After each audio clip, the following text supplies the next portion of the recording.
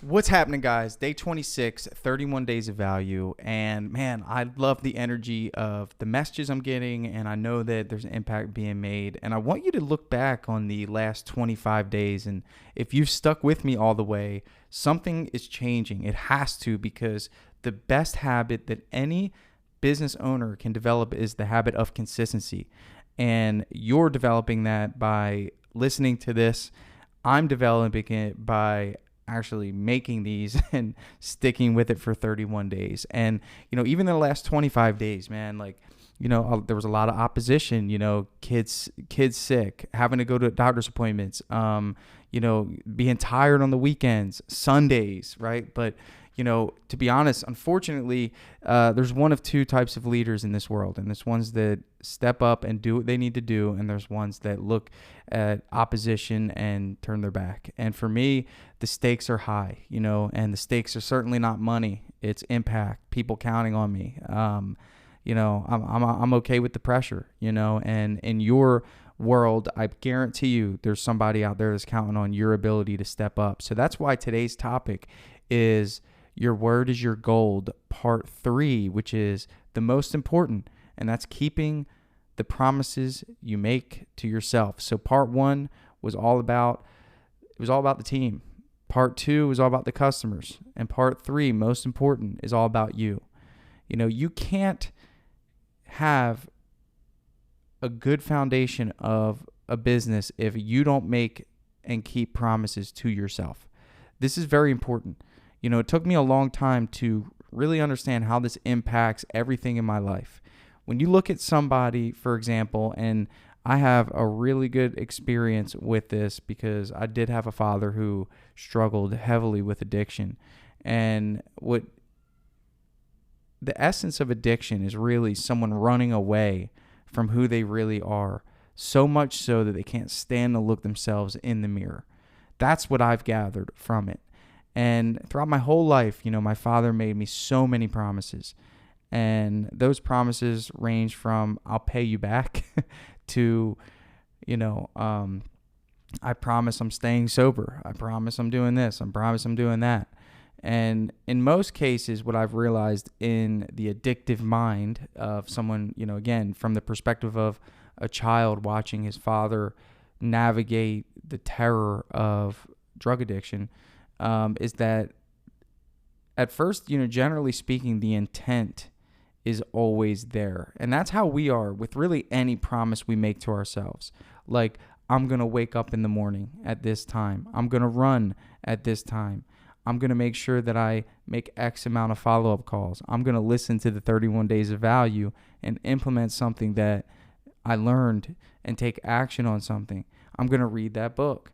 I'm going to be a better husband. I'm going to show up more in the household. I'm going to help my wife more. I'm going to make the phone calls. I'm going to, set up the payroll. I'm going to set up open phone. I'm going to set up the things that I need to do. I'm going to stop doing things halfway. I'm going to stop, taking money out of my bank account that I should be using for business because I'm too lazy to set up a separate account. These micro promises that start off with good intent, they trigger something in our brains that make it feel like it's okay because we've said that we're going to do it and we don't actually follow through with it because, again, that feedback loop, you might hear me say that a lot, that feedback loop is so important. It's like, okay, today I'm going to set up drip jobs and I'm going to go through and I'm going to audit all my drip messages. I'm going to make sure that the messaging sounds good. Okay, cool. That felt good to make that promise to yourself. Well, if we don't establish a time and we don't establish an accountability metric, then the promise really is just riding the hope in the wave of hoping and, that your day is just going to line up perfectly where you have that hour at 6 or 7 o'clock at night to get it done. And if you're not someone that's super tech savvy and you don't actually enjoy the process, then it's going to be that much harder. So, for me, I love when I have accountability and I love when I put time on my calendar to get things done. But I don't do that as much as I used to because in my brain, it's like, if I say we're doing something, we're doing it. Like it's almost like there's like two individuals. Like there's the one that makes the promise, and there's the one that keeps the promise. So for me, I'm in a position where, I always got to make sure that I'm keeping the promise I make to myself, because that's what integrity is. And I talked a little bit about integrity, but integrity in the core of the definition is what you say, what you do, and how you think is in alignment. And for me, it's so important, because I can't make a promise to someone and expect them to believe that I'm going to keep it and actually keep it if I'm making promises to myself that I can't keep. So for me, man, like that's the core, that's the essence of your business. There's a good chance that you are the business right now. Like there's a really good chance. Like the survival or the death of your operation is 100% dependent on you. I'm going to also assume that you probably don't have another high-level COO alongside you influencing the direction of your business. I'm just going to assume that my audience here is a lot like me and many of us who have businesses that are doing under $4 million where, the business owner heavily influences the direction of the business. Therefore, by default, we may look at the business and say, well, you can do this and you can do this and you can inject this sales process and you can inject this software and you have to train this person. And it's like the business owner will look at me and say, yeah, I'll do that. Okay, yeah, sounds good. Okay, and in their brain, they might create the intent to do it, Like, for example, hey, man, like you need somebody else running your marketing now. Like you're at a point where you're compromising your time and the results in order to save money, when the money that you're saving pales in comparison to the money that you could be making, but that requires an investment first. And individual will look at me and say, you know what, you're right. I'll send the individual 3 people to choose from. I'll follow up on the 3 people that I referred them to and say, hey, did so-and-so move forward? Nah, he didn't pull the trigger. And again, like the intent was there. You were pretty much sold on the idea. You need it. And for some reason, something stopped. And what I believe is that last piece, something stopped, is because of confidence. The confidence that you have in yourself to do your part. Because it's easy to hire someone and say, hey, do my ads for me. Well, guess what your part requires? Auditing that, okay? Making sure your system's set up, nurturing the leads, creating a system to nurture the leads, and actually converting the leads to sales. Oh, yeah, and by the way, marketing, creating a better marketing image, getting in front of the camera and getting more leads, and having to report to the agency that you hire and say, hey, this is what my results are. How can I make them better? Hey, Tanner, can you get us some more creatives? Like, you're opening up the door to more promises. So by default, you shy away because like, yeah, it sounds good, but I just can't handle any more promises or accountability right now. So it's better for me to just shy away. And I'm going to say to you that that's probably because you're not keeping the promises you make to yourself. And the most dangerous thing is making promises to yourself, not keeping them, and no one knowing about that, and not knowing a way out of it. And that's why it's important for you to have some sort of community where you're held accountable. If you have trouble doing this early on, and it's perfectly normal because the pressures of business are not natural, right? It took me 5 years to wake up before 7 a.m. It used to be a constant fight. I couldn't do it. It just was one of those things until I started creating systems and mental games in order to get it done. Even to this day, every now and again, I fade in and out of waking up early. The pain of not waking up early at this point in my life is so much greater than whatever amount of sleep I'm getting from 5 a.m. to 6:30, 7 o'clock. And the reality of the situation is you've got to hold yourself accountable. So there's a few things that I've done. Number one is I put my alarm clock far away from my bed the night before.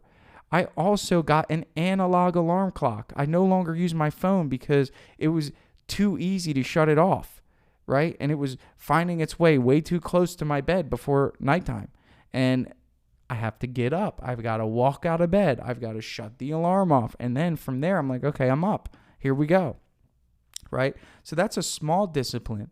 But in the same breath, it's like, okay, well, what do you do during that time? There's many times where I'd wake up and be in such a fog, I'd find my way to the couch and fall asleep, and like these are the struggles that you kind of deal with when you're trying to build a really solid habit. And then there'd be times where I'd psych myself out, be like, what am I doing this for? What's the point of reading early in the morning? What's the point of reading the Bible early in the morning? This Bible's confusing.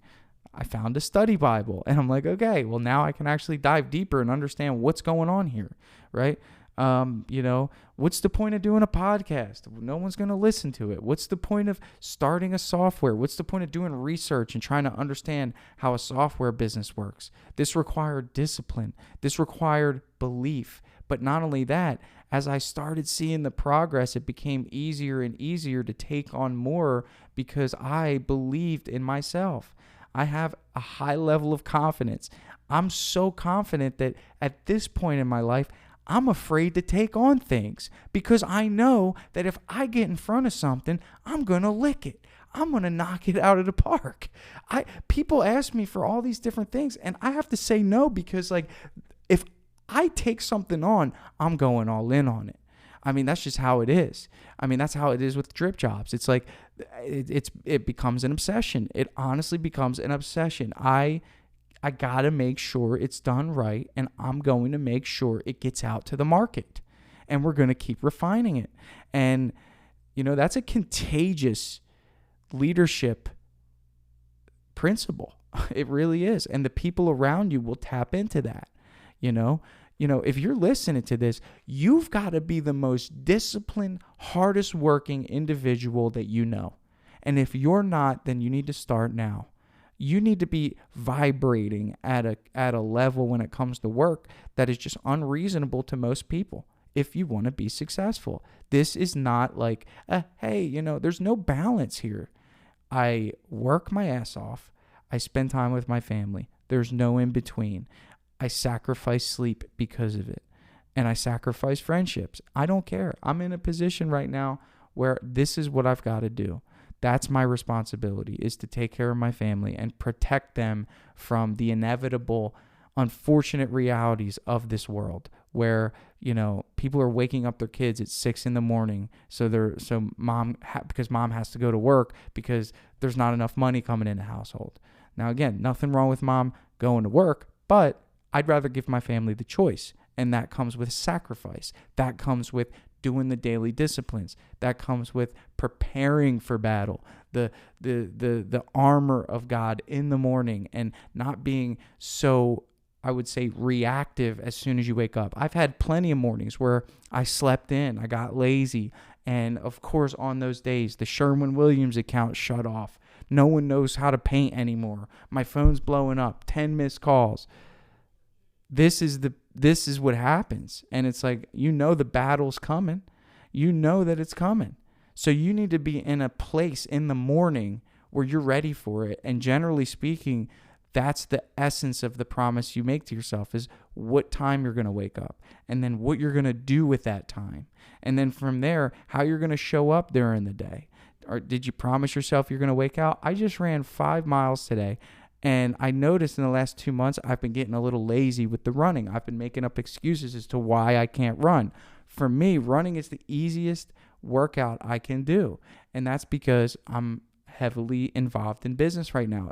It's very challenging for me to leave and drive and go somewhere. It's like I can just put on shoes, knock out a run, and get back to work. That's kind of how I like to do it. So for me, I noticed I was getting a little lazy. I was starting to make up excuses as to why I can't do the run. Oh, I got to get this done. I got to get this done. Then it's 5 o'clock. Then it's dad time. And the only chance I have is the next day. So for me, it's like, okay, so I texted my boy Nick, who is a fellow painting contractor. He used to work for me. He's been a friend of mine since I was 11 years old, and he's a brother to me. And I said, hey, 100-mile challenge this month. You ready? And he bought into that. So now I have an accountability partner, and we did this before. We hit 100 miles in a month, and it's not the 100 miles. It's the fact that that's the promise. 100, that's it. There's no in between. But hey, guess what? You're doing it. I'm doing it. I just ran that 5 miles. It sucked just now, like an hour ago. It sucked. It was hot. But in the back of my head, I'm thinking, I told myself I'd hit 100 miles. What are we going to do here? Are we going to be a liar? So what's the value of my promise to everyone else if the promises I'm making to myself have no value, right? Like, what's my currency worth, right?